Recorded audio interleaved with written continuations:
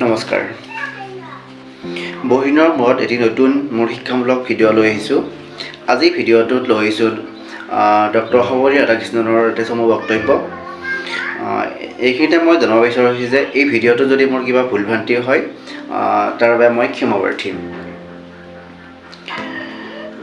শিক্ষক দিৱস উপলক্ষে ছাত্ৰ ছাত্ৰীসকলে বিদ্যালয়ত কেনেকৈ ভাষণ প্ৰদান কৰিব লাগে, কি উদ্দেশ্যে আমি ভাষণ আৰম্ভণি কৰিব লাগে, তাকে মই এটি চমু বক্তব্য লৈ আহিছোঁ।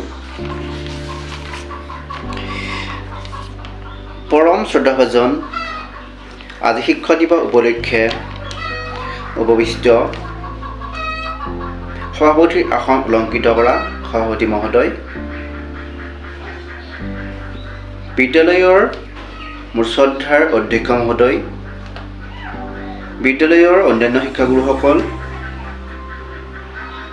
আমন্ত্ৰিত অতিথিবৃন্দ, মোৰ সতীৰ্থসকল, লগতে মঞ্চৰ সন্মুখত বহি থকা কণ কণ মইনা তথা মোৰ মৰমৰ ছাত্ৰ ছাত্ৰীসকল।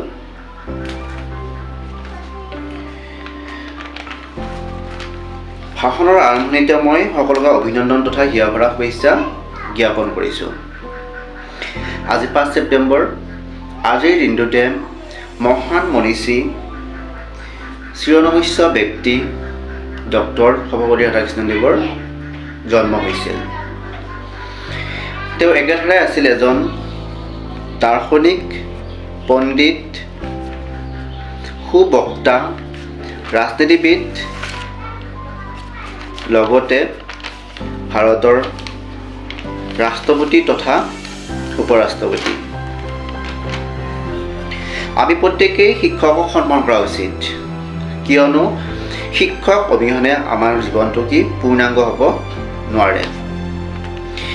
আমাৰ আন্ধাৰৰ বাট মোকলাই দিয়া, পোহৰৰ বাট দেখুৱাই দিয়া ব্যক্তিজনে হৈছে শিক্ষক। গতিকে শিক্ষক আমি অতি শ্ৰদ্ধা, সন্মান আৰু ভক্তি কৰা উচিত। ডক্টৰ সৰ্বপল্লী ৰাধাকৃষ্ণদেৱৰ জন্ম হৈছিল তামিলনাডুৰ তিৰুপতি নামৰ এখন নগৰত 1828 চনত মাদ্ৰাজ চহৰত। তেওঁৰ পিতৃৰ নাম আছিল সৰ্বপল্লী বীৰস্বামী আৰু মাতৃৰ নাম আছিল সীতামা। তেওঁ দেউতাকৰ অৱস্থা বিশেষ টনকিয়াল নাছিল যদিও তেওঁলোকক বা ডক্টৰ সৰ্বপল্লী ৰাধাকৃষ্ণনক পঢ়াৰ ক্ষেত্ৰত কোনো বাধা প্ৰদান কৰা নাছিল বা অভাৱ অনুভৱ কৰিব দিয়া নাছিল। ৰাধাকৃষ্ণদেৱ সৰুৰে পৰা পঢ়া-শুনাত অতি মেধাৱী আৰু চোকা ছাত্ৰ আছিল। তেওঁ পোনপ্ৰথমে তেওঁ ওচৰৰ জন্ম হোৱা ঠাইখনতে শিক্ষা গ্ৰহণ কৰিছিল। পিছত তেওঁ 1904 চনৰ পৰা 1904 চনৰ ভিতৰত ফেডাৰেল কলেজত শিক্ষা গ্ৰহণ কৰে, মাদ্ৰাজ খ্ৰীষ্টিয়ান কলেজ দৰ্শন হিচাপে দৰ্শন শাস্ত্ৰৰ অধ্যয়ন কৰে। তেওঁ মাদ্ৰাজৰ প্ৰেচিডেঞ্চি কলেজত দৰ্শন বিভাগৰ শিক্ষক হিচাপে কৰ্মজীৱনৰ সূত্ৰ আৰম্ভ কৰে। পিছলৈ তেওঁ বিভিন্ন ধৰণৰ শিক্ষা গ্ৰহণ কৰি যায়। তেওঁ বিভিন্ন বিশ্ববিদ্যালয়ে বিভিন্ন সন্মানেৰে সন্মানিত কৰিছিল। মাদ্ৰাজ বিশ্ববিদ্যালয়ৰ পৰা 20 বছৰ বয়সতে স্নাতকোত্তৰ ডিগ্ৰীৰ বাবে ৰাধাকৃষ্ণনে এখন গৱেষণা পত্ৰ তৈয়াৰ কৰিছিল। আৰু সেই গৱেষণা পত্ৰৰ পৰাই জানিব পৰা গৈছিল যে ৰাধাকৃষ্ণদেৱ